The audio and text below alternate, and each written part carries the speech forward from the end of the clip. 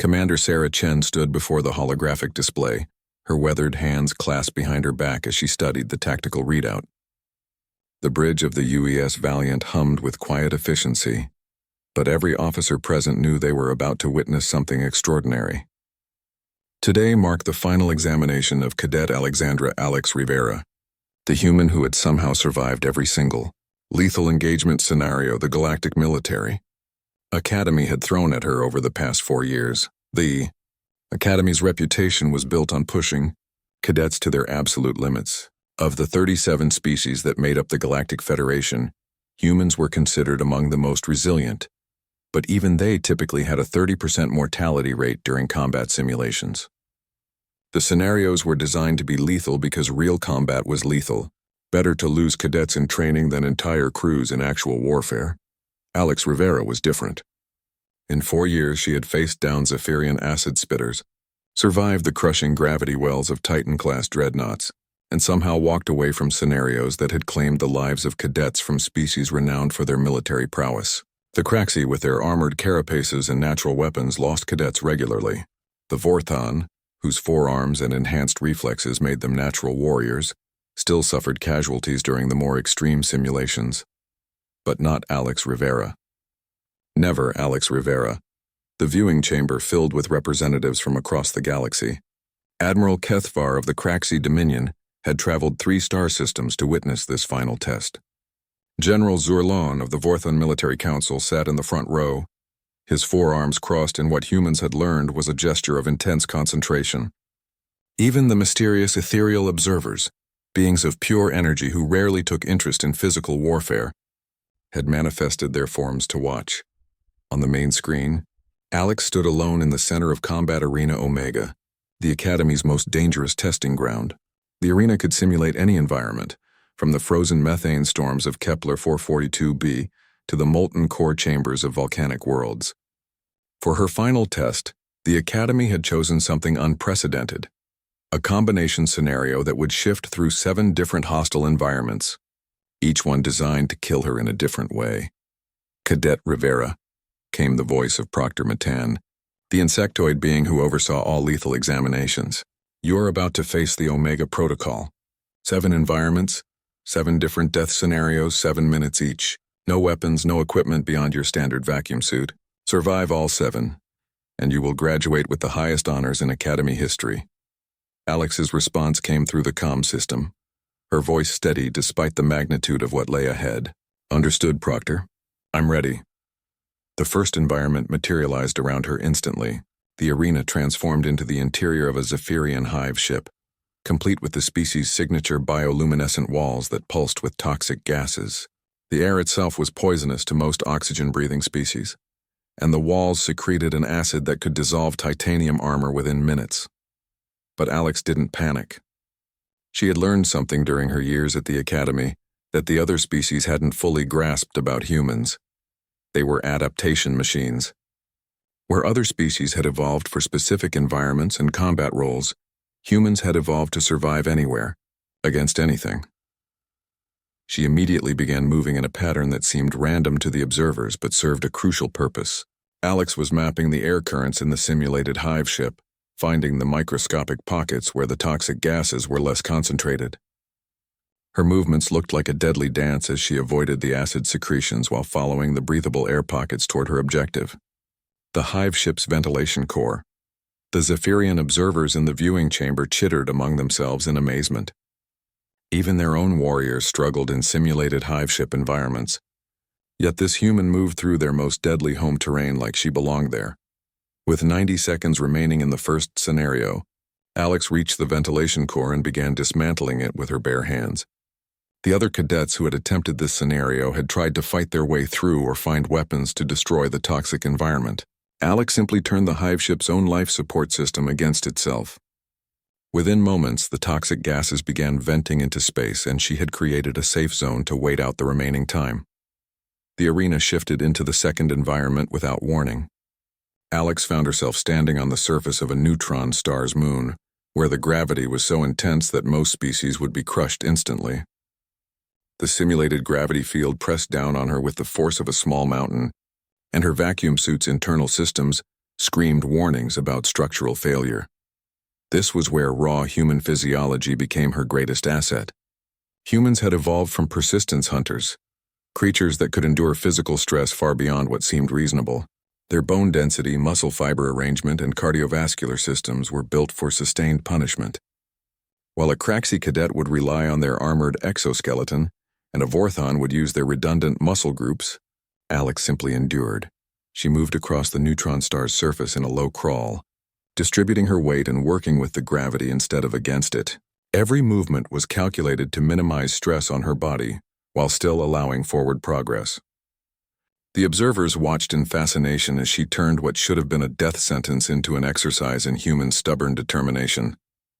The third environment began before she had fully adapted to the second.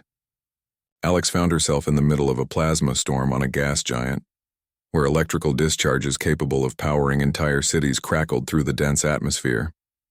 The electromagnetic interference would disable most technology, and the plasma itself could cook a living being in microseconds. Here, Alex demonstrated another uniquely human trait, pattern recognition under extreme stress. While dodging lethal plasma bolts, she began tracking their frequency and direction. Humans had evolved to see patterns in chaos, to find order in dangerous situations. Within 3 minutes, she had mapped the plasma storm's rhythm and was moving through safe corridors that existed for mere seconds between discharges. The viewing chamber had fallen completely silent. What they were witnessing wasn't just survival.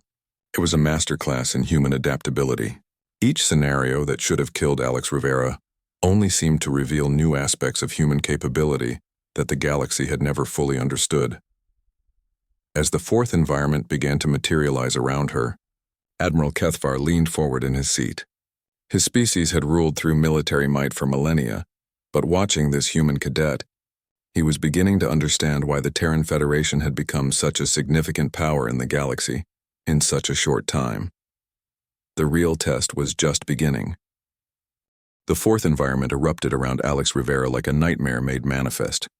She found herself inside the feeding chamber of a devourer ship, where the cannibalistic Gorth species processed their prey.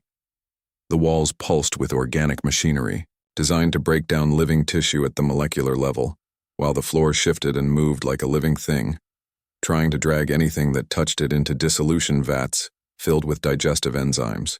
The Gorth representatives in the viewing chamber watched with predatory interest. Their species had perfected the art of consuming other life forms, and their ships were floating abattoirs that could process entire crews within hours. Most cadets, who faced this scenario, either froze in terror or made desperate panicked movements that only hastened their dissolution. Alex did neither. Instead, she did something that made the Gorth observers recoil in surprise. She studied the feeding chamber like a puzzle to be solved rather than a death trap to be escaped. Her eyes tracked the movement patterns of the walls, the flow of the digestive enzymes, and the rhythm of the organic machinery. Where other species saw only horror, humans saw systems that could be understood and exploited. She began moving in short, precise bursts, timing her movements to the chamber's digestive cycle. When the walls contracted to spray enzyme mist, she was already positioned behind organic support structures. When the floor tried to drag her toward the dissolution vats, she used the momentum to propel herself toward areas where the organic machinery was most vulnerable. The key insight that separated Alex from every other cadet who had faced this scenario was recognizing that the feeding chamber was alive. It wasn't just a machine. It was an organism with biological needs and limitations. And like any living thing, it had weaknesses that could be exploited by something clever enough to find them. With 4 minutes remaining in the fourth scenario, Alex reached the chamber's neural cluster, a pulsing mass of organic tissue that controlled the entire feeding process. Instead of trying to destroy it, she began applying pressure to specific neural pathways, using knowledge of xenobiology that she had absorbed during her studies. The feeding chamber began to convulse and malfunction, its digestive systems turning inward on themselves. The Gorth observers watched in horrified fascination as their most perfect killing machine was turned against itself by a creature that should have been easy prey. One of them muttered in their guttural language that perhaps humans were more dangerous than they had realized. The fifth environment materialized without transition. dropping Alex into the middle of a Voidwalker interdiction field. The Voidwalkers were one of the galaxy's most feared species, beings that existed partially outside normal spacetime and could phase in and out of reality at will. Their interdiction fields were designed to trap enemies in a space where normal physics didn't apply, where up and down became meaningless, and where most species would be driven insane by the spatial distortions. Alex closed her eyes and took a deep breath. This was perhaps the most dangerous scenario yet, because it attacked not just the body but the mind. The interdiction field was designed to overwhelm the brain's ability to process spatial relationships, causing a complete psychological breakdown that left victims helpless for the Voidwalkers to eliminate at their leisure. But humans had one advantage that even they didn't fully understand. Their brains were incredibly adaptable to changing circumstances. Where other species had evolved in stable environments with consistent physical laws, humans had evolved on a world that was constantly changing. Ice ages, volcanic eruptions, shifting continents, and varying climates had shaped human neurology to be flexible in ways that most aliens couldn't comprehend. Alex opened her eyes and began moving through the interdiction field with deliberate, measured steps. Instead of fighting the spatial distortions, she let her brain adapt to them. Her movements looked strange to the observers, as if she was swimming through invisible currents, but she was actually learning to navigate in space where normal geometry didn't exist. The Voidwalker observers in the viewing chamber began to show signs of agitation. Their species prided itself on being masters of spatial manipulation, yet this human was adapting to their most disorienting weapon faster than most Voidwalkers could learn to use it. After 5 minutes in the interdiction field, Alex had not only adapted to the spatial distortions but had begun using them to her advantage. She was moving through impossible angles and covering distances that shouldn't exist, turning the Voidwalker's own weapon into a transportation system. The sixth environment brought a new type of challenge, the crystalline maze of the resonance builders. This species communicated and fought using sonic frequencies that could shatter molecular bonds.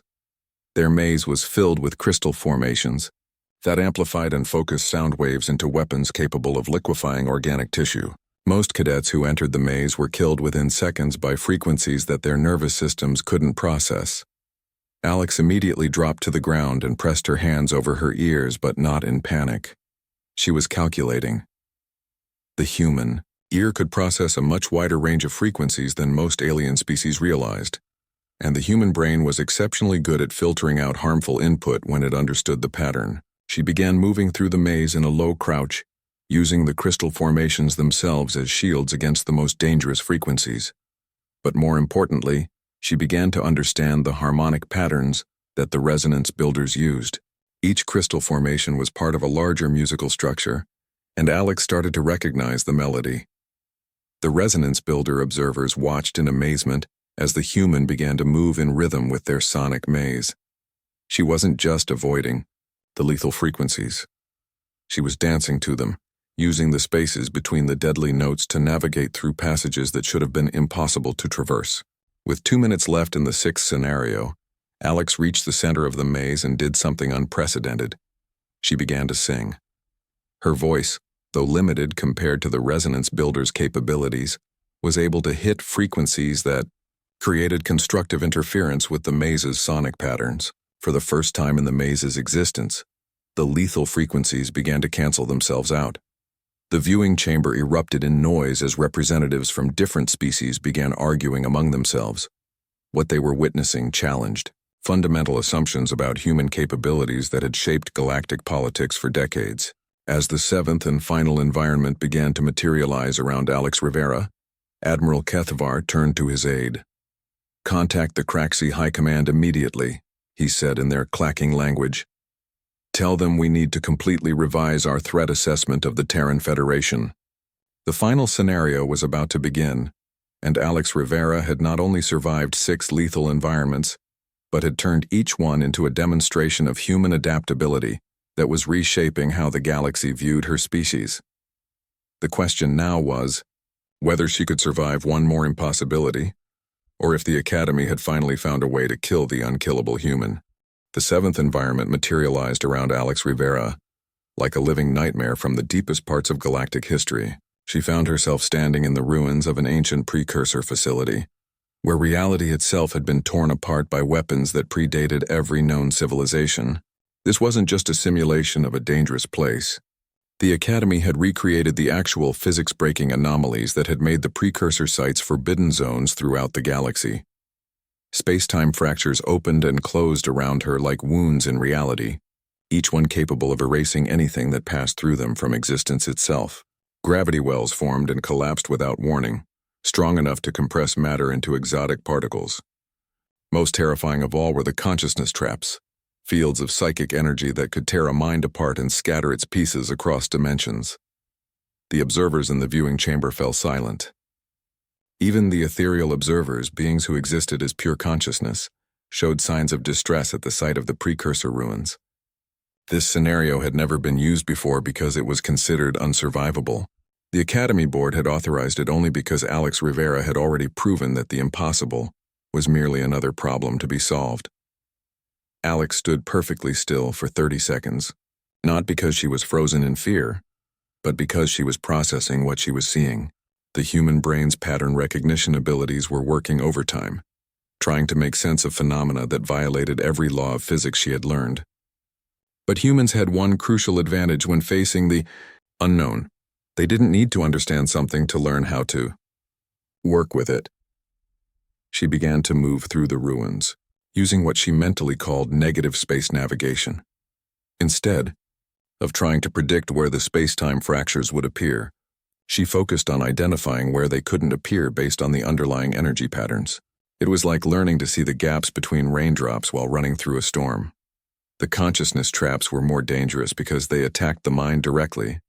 But Alex had learned something during her years at the Academy that served her well now. Human consciousness was remarkably difficult to pin down or define, even by telepathic species that had studied it for centuries.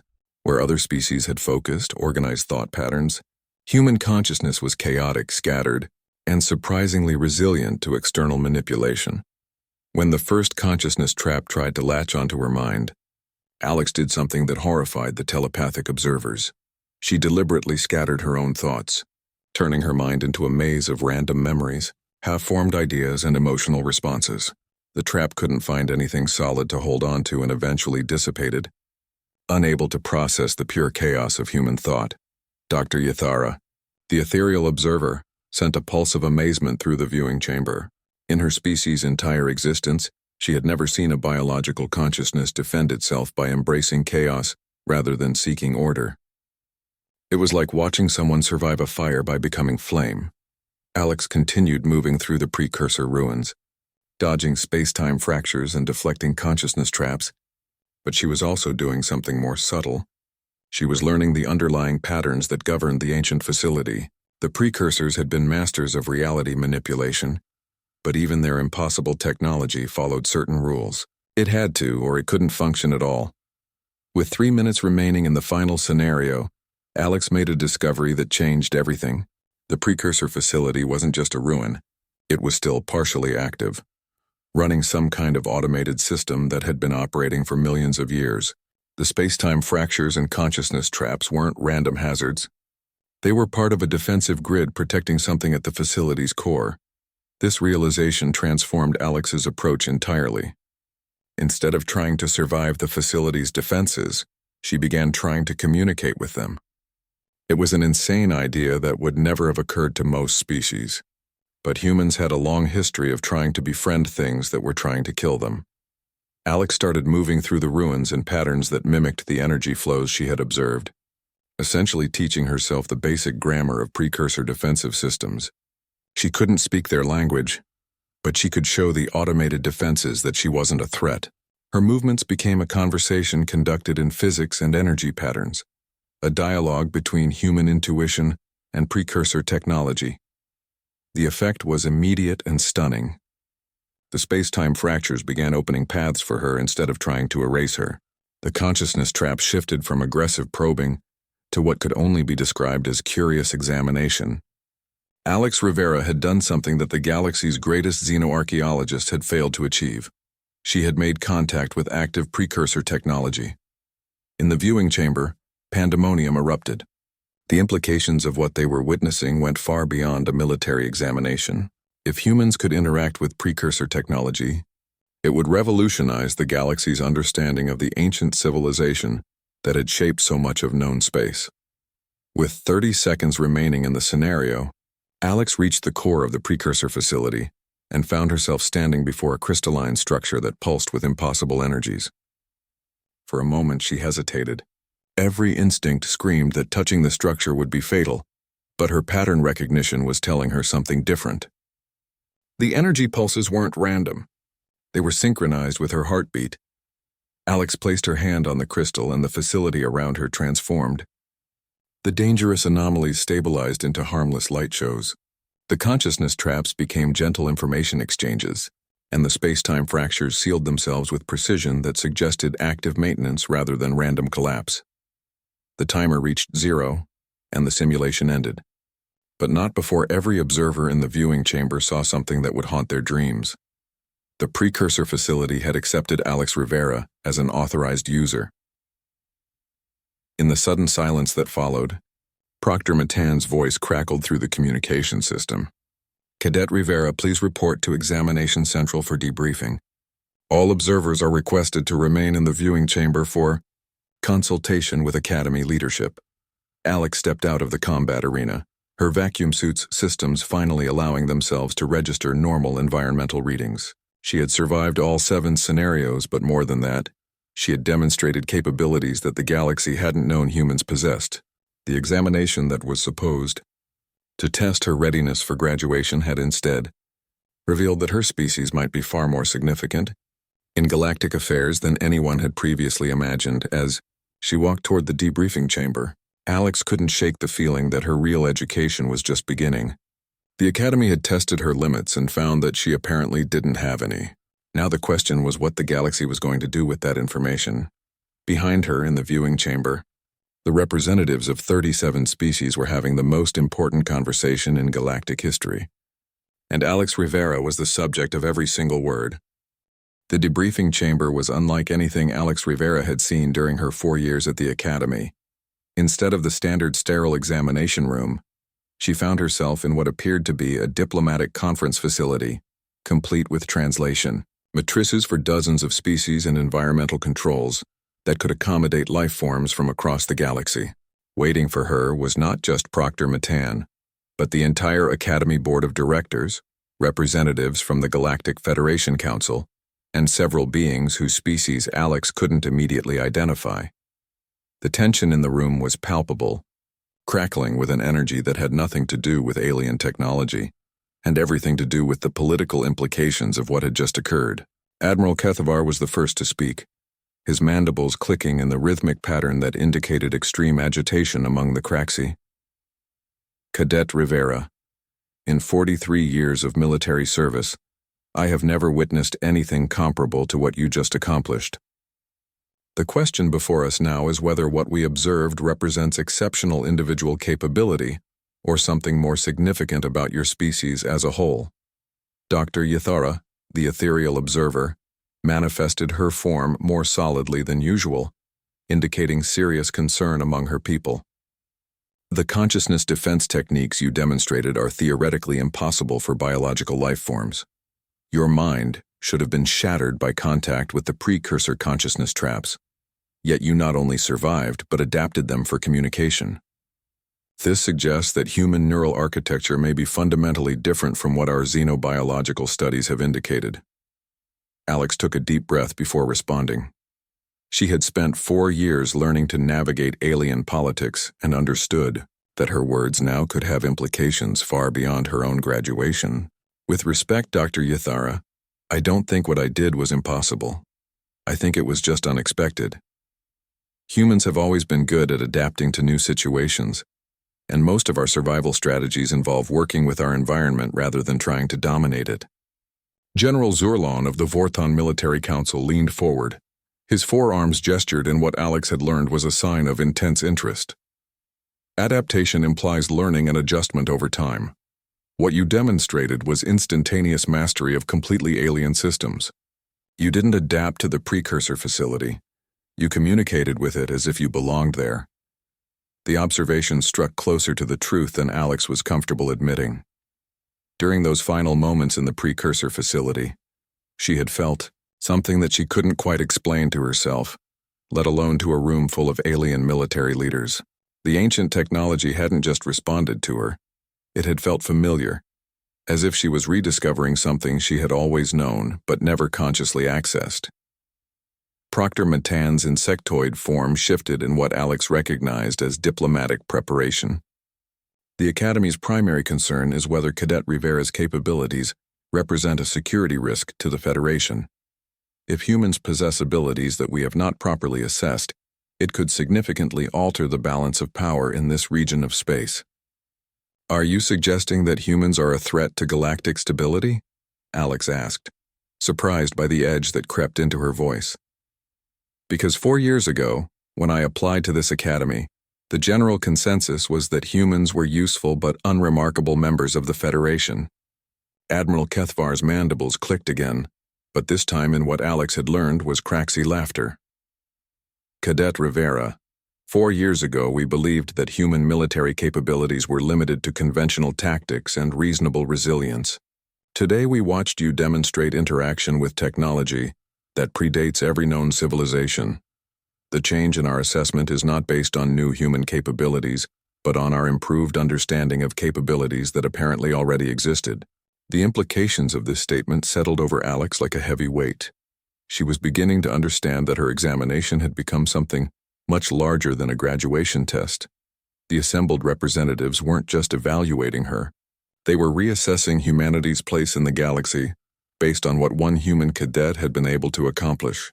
Dr. Yathara spoke again, her ethereal voice carrying undertones of concern that transcended species barriers. There is another matter we must address. The precursor facility you interfaced with contained information matrices that have been dormant for millions of years. When you made contact with the central crystal, those matrices activated and began transmitting data.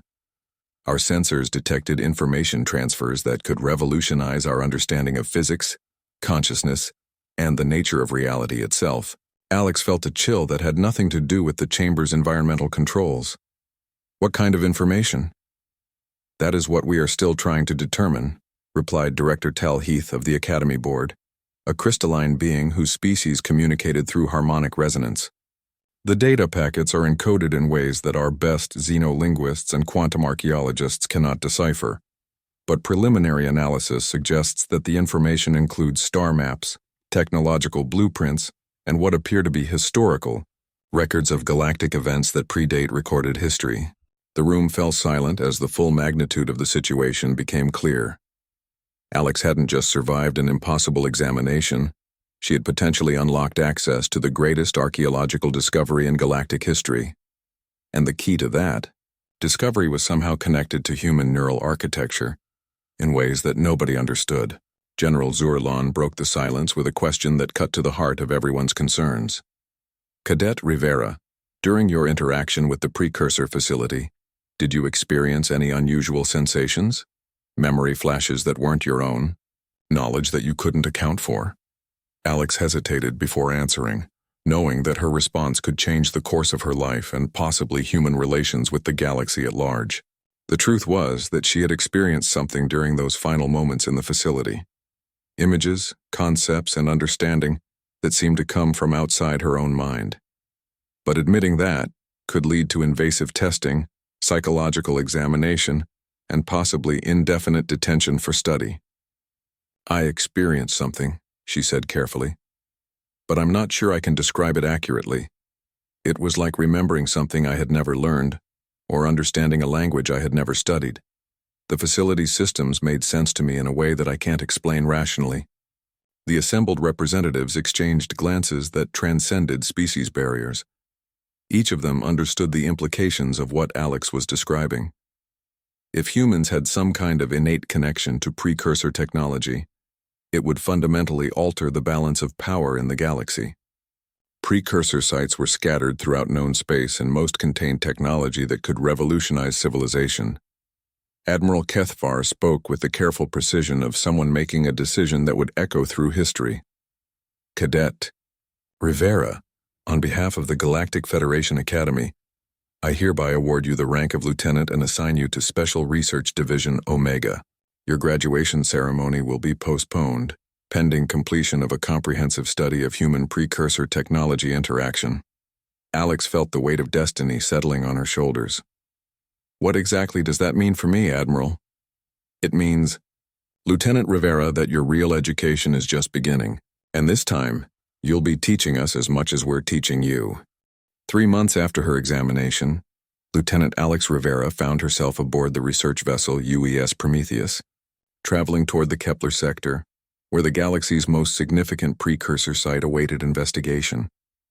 The ship was a joint venture between the Terran Federation and the Galactic Research Consortium, crewed by scientists and military personnel from 17 different species, all focused on understanding the connection between human consciousness and ancient alien technology. The journey had been anything but routine. Alex had undergone extensive testing that revealed capabilities she never knew she possessed.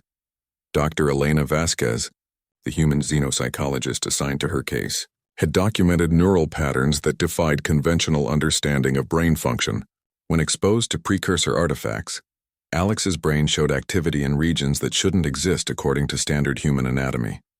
The additional neural pathways appear to be dormant in most humans, Dr. Vasquez explained during one of their sessions. But in your case, they're not just active. They're evolving. Each time you interact with precursor technology, we detect new connections forming in your brain. It's as if the ancient devices are teaching your nervous system how to interface with them more effectively. The implications were staggering. Preliminary testing on other humans had revealed that approximately 3% of the population showed similar dormant neural structures. If activated, those individuals might also be able to interface with precursor technology. The Terran Federation had quietly begun identifying and recruiting these individuals for what they called the Precursor Interface Program. Alex stood in the observation deck of the Prometheus, watching the stars streak past as they traveled through hyperspace toward their destination. She wasn't alone. Commander Thekmore of the Vorten Research Corps stood beside her, his forearms clasped behind his back in a gesture of contemplation.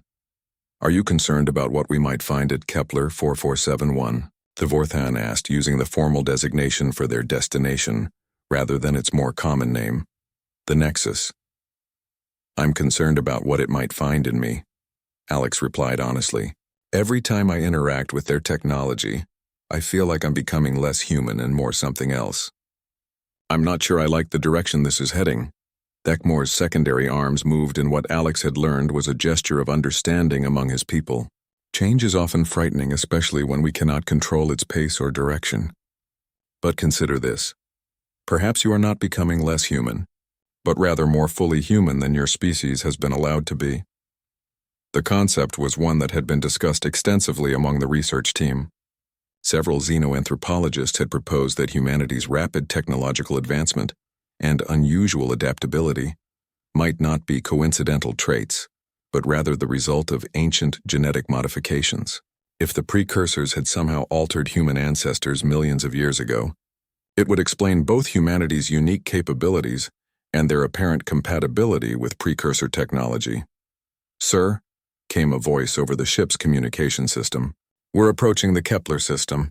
All research personnel to stations for arrival protocols." Alex and Thekmore made their way to the primary research bay, where teams from across the galaxy were making final preparations for the most ambitious archaeological expedition in recorded history. The Nexus was the largest known precursor facility, a massive structure built into an asteroid that showed signs of continuous automated activity spanning millions of years. Dr. Yathara materialized near Alex, her ethereal form crackling with anticipation. "Lieutenant Rivera, our preliminary scans of the Nexus have detected something unprecedented. The facility appears to be responding to our approach. Power levels that have remained constant for eons are beginning to fluctuate, and several previously inactive sections are showing signs of awakening." The observation sent a chill through Alex that she tried to suppress. "Are you saying it knows we're coming?" "More specifically," Dr. Yathara replied, "it appears to know that you are coming. The energy fluctuations began precisely when we entered sensor range, and their patterns are remarkably similar to the neural activity we observed in your brain during previous precursor interactions. Captain Morrison, the human commanding officer of the Prometheus, joined their group with a grim expression. Lieutenant, I need to be direct with you about something. We've received intelligence from Federation Command that other powers in the galaxy are taking notice of recent developments. The hegemony of worlds has been asking questions about human capabilities, and there are unconfirmed reports that they're developing countermeasures for what they perceive as a new threat. Alex felt the weight of galactic politics settling on her shoulders once again. The hegemony of worlds was a coalition of species that had opposed human membership in the Galactic Federation from the beginning, claiming that humans were too unpredictable and aggressive to be trusted with advanced technology. If they viewed human precursor compatibility as a threat, it could lead to conflicts that would destabilize the entire region. Captain, are you suggesting that this mission has become a military operation? Alex asked. I'm saying that the stakes have changed, Morrison replied. What we discover at the Nexus could either usher in a new age of cooperation and understanding, or it could trigger the largest interstellar conflict since the Quantum Wars. The pressure on this mission to succeed is enormous. The ship's sensors detected their destination before the naked eye could see it. The Nexus appeared on the main display as a dark asteroid, with veins of silver light running across its surface like neural pathways. As they approached, those pathways began to pulse with increasing intensity, creating a rhythm that seemed almost like a heartbeat. All stop, Captain Morrison ordered. Take us to station keeping distance and begin preliminary scans. The science teams worked with efficient precision, deploying sensor drones and establishing communication protocols with the Nexus. But it quickly became apparent that standard procedures weren't going to be sufficient. The ancient facility was responding to their presence in ways that defied conventional understanding. Captain, reported Dr. Singh, the mission's lead physicist, the Nexus, is generating a localized distortion field that's interfering with our instruments. We're getting readings that suggest the interior of the facility exists in a different spatial configuration than the exterior. It's bigger inside than outside by a factor of approximately 50. Alex studied the sensor readings with growing unease. The patterns she was seeing reminded her of the consciousness trap techniques she had encountered during her academy examination, but on a vastly larger scale. The Nexus wasn't just a facility. It was some kind of massive processing center for consciousness itself. Dr. Yathara, Alex said slowly, when your people studied the data I received from the academy facility, did you find any references to consciousness storage or transfer? The ethereal observer's form flickered with concern. We found extensive references to what we translated as consciousness archiving and experiential preservation, but we assumed these were metaphorical concepts rather than literal technologies. What if they weren't metaphorical? Alex asked, her voice barely above a whisper. What if the Nexus is some kind of massive consciousness storage facility, and it's been waiting for someone who could interface with it properly? The implications of her question hung in the air like a physical weight. If the Nexus contained the preserved consciousness of the precursors themselves, then humanity's ability to interface with their technology took on entirely new significance. They might not just be accessing ancient databases. They could be making contact with the minds that had built the galaxy's most advanced civilization. Captain Morrison made a decision that would echo through history. Lieutenant Rivera, I'm authorizing a preliminary interface attempt, but we proceed with extreme caution. At the first sign of danger, we abort and retreat to minimum safe distance. Alex nodded, knowing that there was no safe distance from what they were about to attempt. If the Nexus contained active precursor consciousness, then the moment she made contact, the entire galaxy would change forever. The question was whether that change would elevate humanity to new heights or destroy them completely. As the Prometheus moved closer to the ancient facility, Alex Rivera prepared to make first contact with minds that had shaped the galaxy millions of years before her species had even learned to use fire. The interface chamber aboard the Prometheus had been hastily converted from a cargo bay into humanity's first attempt at controlled precursor contact. Alex Rivera stood in the center of a complex array of monitoring equipment, surrounded by the galaxy's most advanced consciousness detection systems and emergency neural disconnection protocols. Every precaution that galactic science could devise had been implemented, But everyone in the room knew they were venturing into completely uncharted territory. Dr. Vasquez monitored Alex's neural activity from a control station that looked more like a command center than medical equipment. Neural pathways are stable, but I'm detecting activity in regions we've never seen before. Alex, whatever you're about to experience, remember that we can pull you out at any time if the connection becomes dangerous. Through the chamber's viewports, the Nexus filled their vision.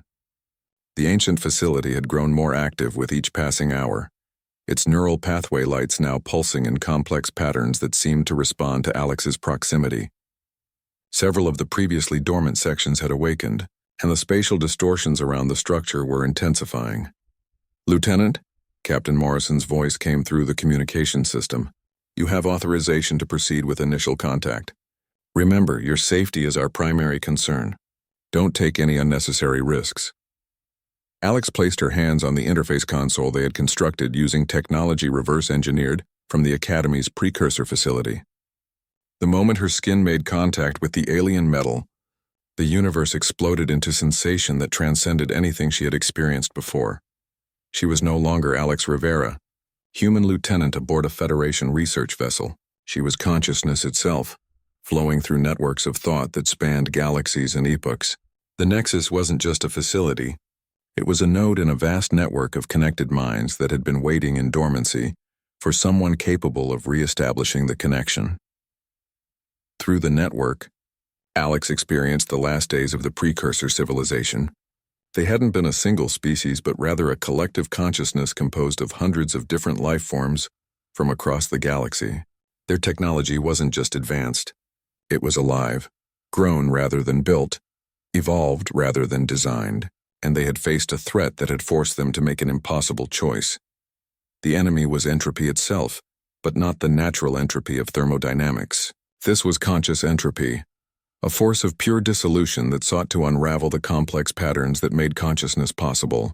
The precursors had called it the Void, and it had consumed entire star systems, leaving behind regions of space where thought itself became impossible. Faced with extinction, the precursors had made their greatest sacrifice. They had transferred their collective consciousness into the network of facilities they had built throughout the galaxy, preserving themselves in dormancy, while they waited for evolution to produce new forms of life capable of carrying on their legacy. The network had been designed to activate only when it detected consciousness sophisticated enough to interface with precursor technology without being overwhelmed by it. Humanity, Alex realized with stunning clarity, had been the first species to meet those criteria. But the revelation came with a terrible warning. The Void had not been destroyed. It had merely been contained. The precursor network had been holding it in check for millions of years, but the containment was failing. If the network collapsed, the Void would be released to consume the galaxy's current civilizations just as it had consumed the precursors. Through the interface, Alex felt the weight of galactic history settling on her species. Humanity hadn't just stumbled upon the ability to interface with precursor technology. They had inherited the responsibility for maintaining the barriers that held back cosmic annihilation. The knowledge transfer was overwhelming, but Alex's human consciousness proved more resilient than the precursors had dared hope. Where other species might have been shattered by the magnitude of the revelation, human adaptability allowed her to process the information and begin formulating responses to the crisis. She learned about the network's current status and discovered that several key nodes were failing. The Nexus where she was now interfaced was one of the primary control centers, but others throughout the galaxy required immediate attention. And the task of repairing and maintaining the network would require not just her abilities, but those of other humans with the dormant neural pathways that allowed precursor interface. Alex also discovered why the hegemony of worlds was asking questions about human capabilities. The Void's influence wasn't limited to consuming star systems. It could also corrupt consciousness, turning living beings into agents of dissolution. Some members of the hegemony had been touched by Void influence and were unconsciously working to undermine the very barriers that protected the galaxy. Through the network, Alex could see the scope of the threat spreading like a cancer through galactic civilization. Political tensions that seemed random were actually orchestrated by Void-influenced beings. Terrorist attacks, trade disputes, and military buildups were all part of a pattern designed to weaken the cooperation necessary to maintain the precursor network. The connection began to strain her human consciousness as the full weight of cosmic responsibility pressed against her mind. She could feel Dr. Vasquez's monitoring equipment, registering dangerous neural activity levels. But disconnecting now would mean losing crucial information about how to activate the other network nodes. Fighting against the overwhelming data flow, Alex managed to transmit a message back through the network to the other dormant facilities. Using human concepts of cooperation and adaptability, she began rewriting the network's activation protocols to work with multiple human operators, instead of requiring a single consciousness to bear the entire burden. The response was immediate and encouraging. Across the galaxy, precursor facilities began awakening as the network adapted to human neural architecture. The barriers holding back the void stabilized and began strengthening for the first time in millions of years.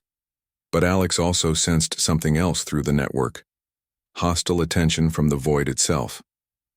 Her actions had not gone unnoticed, and the force of conscious entropy was beginning to focus its influence on humanity and their allies. The battle for the galaxy's survival was about to begin in earnest. With her consciousness stretched to its limits, Alex managed to download the location coordinates of the network's most critical nodes and the specific procedures required to maintain them. The information burned itself into her memory with painful intensity, but she endured it because she understood that this knowledge was humanity's inheritance and responsibility. As the connection finally began to overwhelm her human limitations, Alex sent one final message through the precursor network to any other humans who might have the capability to interface with it. Find the nodes. Repair the barriers. Humanity is the galaxy's last hope against the void. Then consciousness exploded into chaos as the interface overloaded, and Alex Rivera collapsed unconscious onto the chamber floor while around her. Monitoring equipment screamed warnings about neural cascade failure and the immediate need for emergency medical intervention. Alex Rivera awoke in the medical bay of the Prometheus 3 days later, her head pounding with the after-effects of the most intense neural interface experience in recorded history. The first thing she noticed was the crowd of concerned faces surrounding her bed: Dr. Vasquez, Captain Morrison, Dr. Yathara, and representatives from nearly every species aboard the research vessel. "How do you feel, Lieutenant?" Dr. Vasquez asked, her scanner already recording Alex's neural activity. "Your brain showed patterns during the interface that we've never seen in any biological life form. For 47 minutes, your consciousness was essentially distributed across multiple dimensions simultaneously." Alex tried to sit up, wincing as memories of her experience with the precursor network flooded back. "The void," she said urgently. "Did my transmission get through? Are the other nodes responding?" Captain Morrison leaned forward with an expression that mixed concern with amazement. "Alex, your interface with the Nexus triggered responses from precursor facilities across the galaxy. We've received reports from 17 different star systems of ancient structures suddenly activating. The implications are staggering." Dr. Yathara's ethereal form flickered with excitement. "More significantly, we've detected quantum resonance patterns suggesting that the barrier systems you accessed are indeed stabilizing. Whatever you accomplished in the network, it appears to have succeeded beyond our most optimistic projections." But Alex could see something else in their expressions, a tension that suggested not all the news was positive. "What aren't you telling me?" she asked. Commander Techmore stepped forward, his forearms arranged in a gesture of diplomatic gravity. "The hegemony of worlds has declared humanity a galactic security threat. They claim that human activation of precursor technology represents an act of aggression against established galactic order. 3 hegemony fleets are currently moving toward Federation space." The revelation hit Alex like a physical blow. In saving the galaxy from the void, humanity had apparently triggered the very conflict they had hoped to avoid. Are they really that afraid of human capabilities, or is this something else? "Based on your interface data, we believe it's something else," Dr. Vasquez replied grimly. "The neural patterns you transmitted included information about void corruption and galactic leadership. We've been analyzing the political movements that led to the hegemony's declaration, and they match the influence patterns you detected through the network." Alex closed her eyes, feeling the weight of cosmic responsibility settling on her shoulders once again. The battle against the Void wasn't going to be fought only in ancient precursor facilities. It was going to be fought in the political arenas and military theaters of contemporary galactic civilization. "Captain, I need to access the Nexus again," Alex said, struggling to her feet despite Dr. Vasquez's protests. "The network showed me the locations of other critical nodes, but I also detected human consciousnesses beginning to activate across the galaxy. We need to coordinate with them before the hegemony can interfere." "Absolutely not," Dr. Vasquez said firmly. "Another interface session right now could cause permanent neural damage. Your brain needs time to recover from the last experience." But even as they were speaking, alarms began sounding throughout the ship. Captain Morrison's communicator crackled with urgent reports from the bridge. "Captain, we're detecting incoming vessels on long-range sensors. Configuration matches hegemony battle cruisers, and they're broadcasting surrender demands." Alex felt something stirring in her mind, a resonance that seemed to echo from the Nexus facility nearby.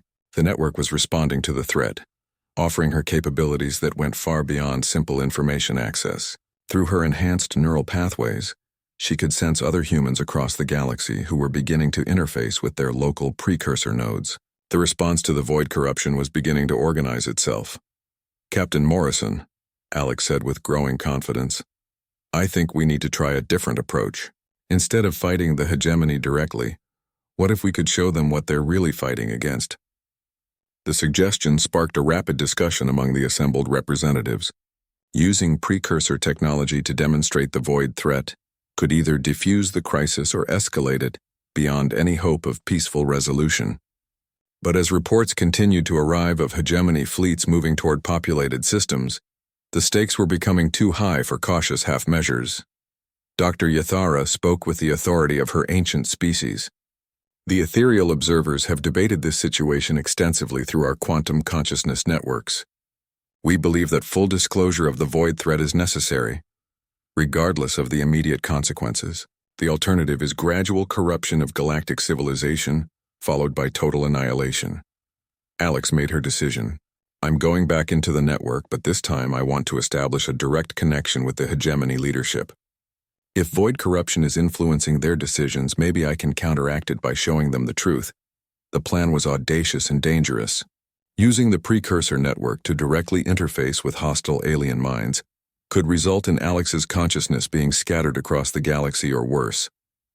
But as the hegemony fleets closed in on Federation space, conventional diplomacy was no longer an option.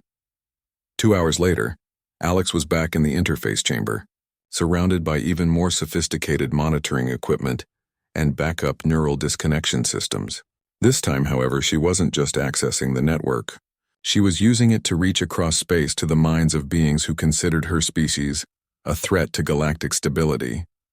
The interface connected immediately, and Alex found herself in direct mental contact with Admiral Vexhai of the hegemony's primary battle fleet. The alien mind was sophisticated and disciplined, but Alex could see the tendrils of Void corruption wrapped around its decision-making processes like parasitic vines. Instead of trying to argue or persuade, Alex simply shared her memories of the precursor network, allowing Admiral Vexhai to experience firsthand the cosmic threat that the ancient barriers had been containing. The effect was immediate and profound. The Void corruption couldn't survive direct exposure to the truth about its own nature, and Alex watched it dissolve from the Admiral's consciousness like shadows fleeing from light. Admiral Vexhai's response was a mixture of horror and gratitude that transcended species barriers. Through the network, Alex felt the Admiral's understanding of how close the galaxy had come to destruction, and his growing respect for humanity's role as the inheritors of precursor responsibility. One by one, Alex made contact with other hegemony leaders, cleansing them of Void corruption and sharing the truth about the cosmic threat they all faced. The process was exhausting, but each successful contact made the next one easier as the network adapted to her techniques. Within hours, the hegemony fleets were standing down and requesting permission to join the Federation in addressing the Void crisis. The galaxy was beginning to unite in ways that had never been possible before, brought together by the recognition that they faced a threat that made their previous conflicts seem insignificant. As Alex finally disconnected from the network, she realized that her journey from Academy Cadet to Cosmic Guardian was complete. She had not only survived every lethal engagement the Academy could devise, she had become the bridge between humanity and its destiny, as the galaxy's protectors against forces that sought to unravel existence itself. The real battle was just beginning, but for the first time since the precursors had made their great sacrifice, the galaxy had hope. And that hope had a human face, belonged to a species that specialized in surviving the impossible, and was led by a young woman who had proven that sometimes the greatest victories came not from conquering enemies but from turning them into allies. Lieutenant Alex Rivera had survived every test the Academy could devise, but her greatest accomplishment was showing the galaxy that humans didn't just endure, they transformed everything they touched into something better than it had been before. In a universe threatened by entropy and dissolution, that might just be the most powerful weapon of all.